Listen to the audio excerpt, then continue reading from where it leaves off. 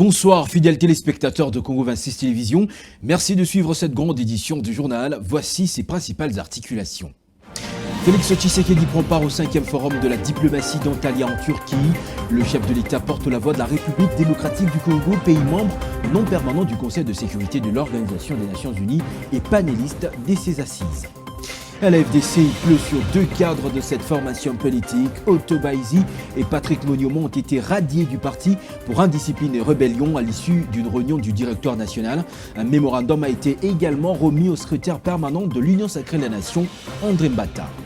Et puis, éducation nationale dans la province du Kwilu, à Idiofa spécialement, près de 1000 enseignants menacent de grever si leur situation salariale n'est pas régularisée. C'est tout pour les sommaires, place à présent aux détails. D'abord, cette information, le président de la République, chef de l'État, Félix-Antoine Tshisekedi Tshilombo, prend part depuis ce vendredi 17 avril au 5e forum de la diplomatie qui se tient à Antalya en Turquie, des assises prévues pour 3 jours où il porte la voix de la République démocratique du Congo en tant que pays membre non permanent du Conseil de sécurité de l'Organisation des Nations Unies, mais aussi en tant qu'un des leaders panélistes de la thématique « Rôle de l'appropriation régionale dans un monde en transformation ». Voici l'extrait de son intervention proposée par notre confrère Trésor Kane Tambi Koma Mogbangba. Avant toute chose, j'aimerais saluer et remercier le président Recep Tayyip Erdogan pour son invitation, mais aussi le féliciter pour cette initiative que je trouve opportune et vraiment importante à ce stade de la vie diplomatique en ce moment dans le monde.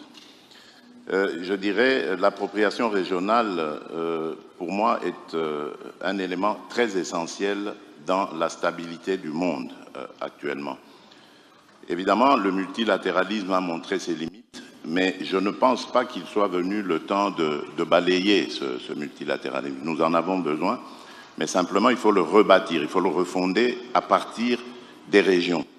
Parce que l'appropriation régionale a l'avantage d'avoir une sorte de rapidité, de réactivité en temps de crise, mais également il offre beaucoup d'opportunités qui feront que par cette intégration économique, toute la région va trouver des raisons de vivre en paix afin de protéger ses intérêts. Je fais ici allusion, par exemple, aux grands projets qui nous intéressent tous en ce moment dans la région d'Afrique centrale.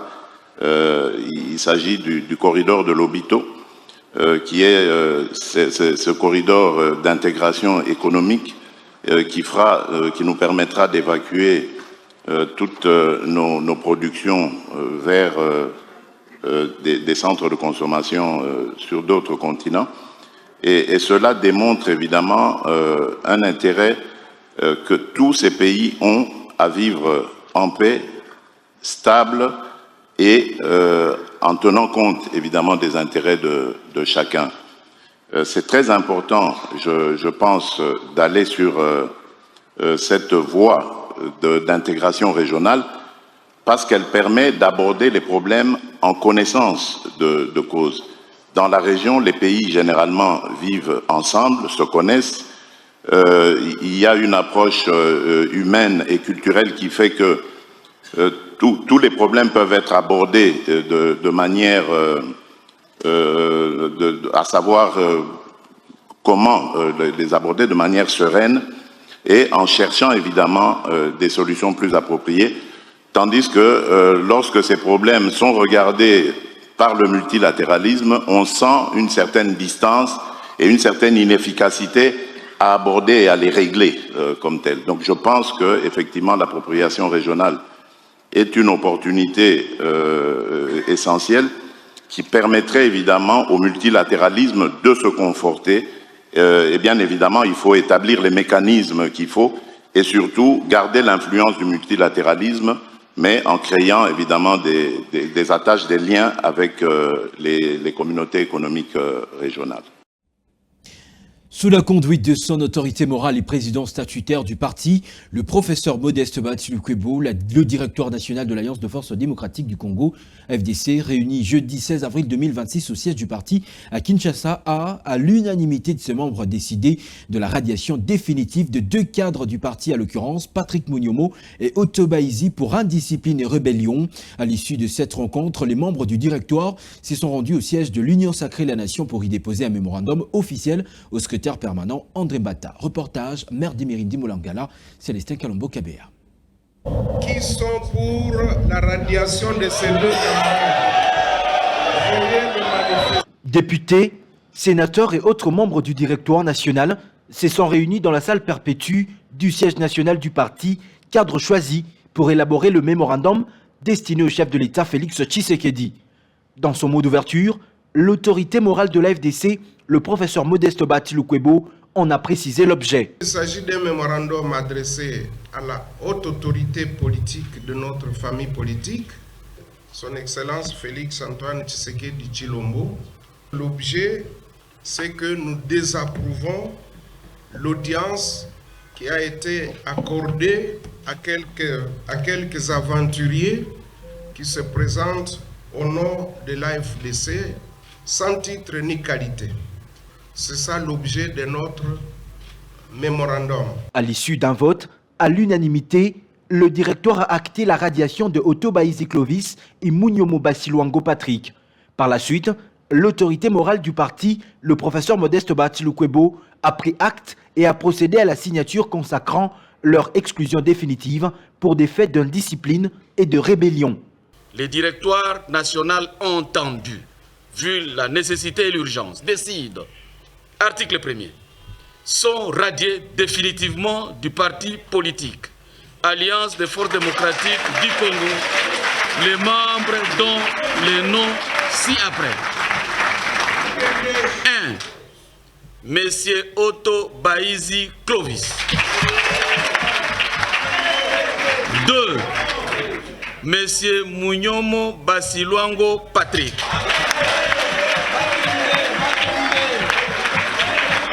Article 2. Le secrétaire général est chargé de la notification de la présente décision qui entre en vigueur à la date de sa signature. Dans la continuité, les participants à la rencontre se sont rendus au siège de l'Union Sacrée afin d'y déposer le mémorandum et de réaffirmer leur appartenance à la plateforme. Guy Richard Malongo, secrétaire général de la FDC, n'a pas caché son indignation devant le secrétaire permanent de l'Union Sacrée, André Mbata. Et dans les 255 fondateurs, on voit des droits engager les collèges. Surtout que les textes sont ici. Ça nous a bouleversé. Et dans les groupes, l'AFDC, c'est une machine. Nous sommes plus de 300 secrétaires nationaux adjoints. Plus de 300. Et dans tous ces groupes, ils sont à 3. Donc ils n'atteignent même pas 1%. De son côté, le secrétaire permanent de l'Union Sacrée a réceptionné le mémorandum promettant de les transmettre au président de la République Félix Tshisekedi. Une séquence qui rappelle que la discipline et la cohésion restent les bases de la solidité de la FDC. Dans un autre chapitre, réponse directe et musclée de la République démocratique du Congo aux allégations du Rwanda d'un temps ferme et sans rappel. Lors de son intervention au Conseil de sécurité de l'ONU, la partie congolaise a exposé l'incompétence de Kigali dans cette gestion désordonnée et tribale de la crise, un contraste qui présente une faille réelle. Un appât qui ne tient pas du tout et ne justifie en aucun cas la présence insistance rwandaise sur le sol congolais au profit de l'exploitation des ressources minières pour assouvir sa faim. Suivez l'intervention de la partie congolaise. Le Rwanda nous donne l'impression aujourd'hui que le discours de haine est plus grave que les massacres. Combien de Congolais ont-ils massacrés depuis qu'ils ont occupé Goma, Bukavu, Uvira? Combien? Et c'est comparable à un discours de haine. Mais justement, le discours de haine est la conséquence des massacres qu'ils conduisent. Donc le discours de haine n'est pas à la base de la situation qu'ils vivent. C'est eux qui sont justement à la base du discours de haine. Alors, Madame la Présidente, je ne vais pas en abuser. Ils ont parlé de la protection des rwandophones qui sont au Congo. Ils parlent des Banyamulenge. Ce sont des Congolais, ce ne sont pas des Rwandais.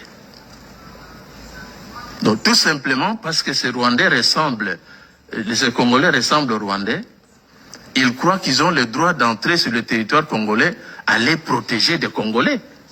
Quelle audace! Quelle audace! Où a-t-on déjà vu ça? Dans quel pays? Où un étranger vient dans votre pays et dit les populations de votre pays là ressemblent aux populations de mon pays. Alors moi je viens les protéger. La vérité, elle est connue. C'est l'exploitation des ressources naturelles de la République démocratique du Congo et nous n'allons pas nous taire pour le répéter. Le Rwanda occupe aujourd'hui les mines de Rubaya. Le Rwanda est devenu l'exportateur du coltan qu'il n'existe nulle part sur le sous-sol rwandais. Mais ils viennent vous parler du discours de haine.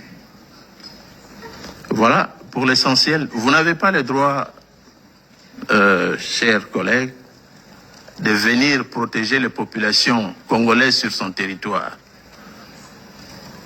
La République démocratique du Congo est suffisamment outillée pour protéger ses propres populations. Un pays du reste de 450 tribus, mais vous n'en avez que 2, vous n'arrivez pas à les gérer. Vous voulez venir gérer nos 450 tribus. Soyez modeste. Je vous remercie, Madame la Présidente. Après les durcissements des mesures de la Belgique sur les demandes d'asile des Congolais, place aux nouvelles stratégies pouvant promouvoir la migration ordonnée. Voilà la raison de la présence à Kinshasa du directeur régional pour l'Afrique de l'Est et de la Corne de l'Organisation internationale pour la migration. Après son échange avec le vice-premier ministre en charge de l'Intérieur, Franz Célestin réaffirme l'appui de l'Organisation internationale de la migration à la police nationale congolaise dans les flux migratoires et ses actions en réponse aux crises humanitaires qui affectent les populations, favorisant ainsi le mécanisme d'assistance. Suivez-le dans cet extrait choisi par notre consoeur Ebenezer Bwanga-Wenamoyo. I'm here as a courtesy visit. Je suis ici pour une visite de courtoisie, pour profiter de ma présence en RDC, pour rencontrer le vice-premier ministre, ministre de l'Intérieur. Visite de courtoisie encore une fois pour discuter de manière générale de ce que nous faisons OIM avec la République démocratique du Congo. On a discuté des différentes thématiques que OIM fait ici en RDC, notamment sur le travail que OIM fait avec la police, le travail notamment aussi sur l'impact des changements climatiques et comment travailler avec les communautés pour qu'elles soient plus résilientes face aux différents changements climatiques et également sur tout ce qui est donc la réduction des risques liés donc au changement climatique. Éducation nationale au Kwilu, précisément dans la sous-région éducationnelle de Kwilu 3, territoire d'Idiofa. Près de 1000 enseignants menacent d'amorcer un mouvement de grève d'une semaine en raison du non-paiement de leur salaire d'octobre 2025. Ces derniers posent comme condition de reprise de service la régularisation de leur situation salariale. Ils dénoncent par ailleurs l'inaction des autorités face à leur déshydratat et font appel à l'intervention du chef de l'État pour surmonter l'impasse, exigeant une clarté sur la destination des fonds qui leur sont destinés. La commune de Kintambo bénéficie désormais de plusieurs artères réhabilitées et ouvertes à la circulation pour le plus grand bonheur de la population de cette municipalité. Ces nouvelles infrastructures viennent améliorer sensiblement la mobilité urbaine, réduire les embouteillages et faciliter le déplacement au quotidien. Habitants, conducteurs saluent ces réalisations qui contribuent largement et également à redynamiser les activités économiques locales et à renforcer l'accessibilité à leur coin. Tex Mohoudé a fait la ronde. Suivez. Réhabilité, plusieurs artères de Kintambo ont été ouvertes à la circulation, offrant un nouveau visage à cette commune fondement de Kinshasa. Entre fluidité retrouvée, gain de temps et activités relancées, ces infrastructures impactent déjà la vie des habitants. Les changements sont visibles. Autrefois difficiles, les véhicules roulent désormais avec facilité. Les embouteillages se réduisent progressivement et les déplacements moins contraignants pour les usagers. Je félicite d'abord le gouvernement national pour cette volonté de réhabiliter les routes qui étaient impraticables dans la commune de Kintambo précisément. Parce que pour la ville de Kinshasa, Biringiri et Kitambo qui bénéficient, et surtout Kitambo. Là où il n'y avait pas de routes impraticables, c'est maintenant devenu praticable. Je félicite toutes les entreprises qui ont accepté d'accompagner le gouvernement national. Et puis de l'autre côté, je tiens aussi à faire un veille patriotique aux habitants de la commune de Kitambo pour les caniveaux. Les caniveaux, malgré que d'autres routes ne sont pas encore ouvertes à la population, mais les caniveaux sont débouchés avec des saletés, avec des bouteilles en plastique. Alors il y a quelques temps en arrière, nous avons qui ont été désignés par les gouvernements parce que notre avenue que vous êtes dans la circulation et en ce moment en bonne et due forme avait connu des problèmes par rapport à la situation. Il y avait des mares d'eau par-ci par-là. Et grâce aux actions du gouvernement, aujourd'hui nous avons vu les résultats de ces travaux. Voilà pourquoi nous apprécions ce travail que le gouvernement est en train de faire jusqu'en ce jour. Nous leur jetons vraiment des bouquets de fleurs. Nous espérons que ceci va continuer. Ces réalisations sont perçues comme une avancée significative à Kintambo, bien que beaucoup reste à faire afin de désenclaver la municipalité.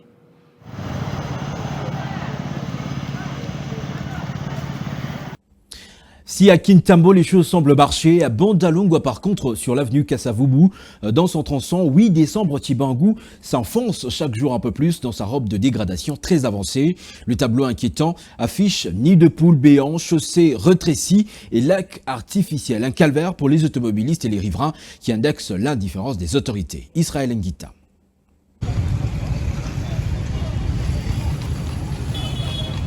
Ces décors ne plus à la hauteur du nom illustre que porte l'avenue Kassavubu. Cette artère vitale ressemble aujourd'hui à un champ de bataille après le passage d'un ouragan. Les bitumes a cédé la place à une succession de cratères, transformant chaque trajet en un véritable parcours du combattant. Les conducteurs de taxis, taxibus et motards s'adonnent à une gymnastique forcée pour protéger leurs engins et la population adopte des précautions à son niveau pour circuler. À certains endroits, la chaussée a totalement disparu, laissant place à une terre battue qui, à la moindre averse, se transforme en un marécage impraticable obligeant à tous d'emprunter une seule bande. Les eaux stagnantes, faute de canalisations curées, rongent ce qu'il reste de goudron et isolent de quartiers entiers. Chibango ekufa déjà depuis l'année passée. Il y a des décembre qui la biso mabanga pour ne faciliter biso to fêter na bambula o ebeti bamabanga ou monanité. Donc zele comme sens ni.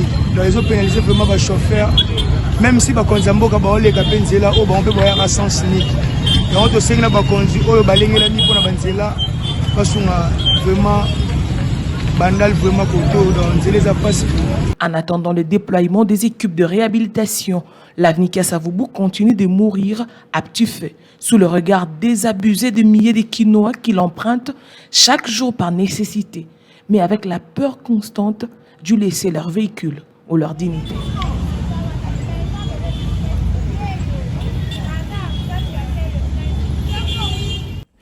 C'est la fin de cette grande édition du journal. Revoici ses principales articulations. Félix Tshisekedi prend part au 5e forum de la diplomatie d'Antalya en Turquie.